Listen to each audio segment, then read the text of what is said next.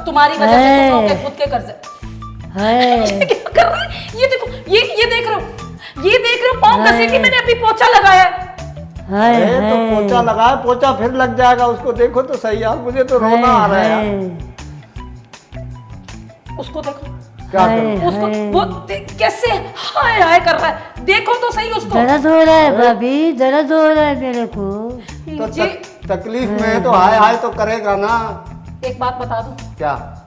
इस बंदे को अपने घर से निकालो, मुझे इससे नफरत है और इंतहा की हद तक नफरत है। बाथरूम के अंदर ये अपनी पटियां, अपने गंदे कपड़े ब्लड वाले ये डाल के आ जाता है, घिन आती है मुझे। नहीं, इसको निकालो, या ये या मैं, बस।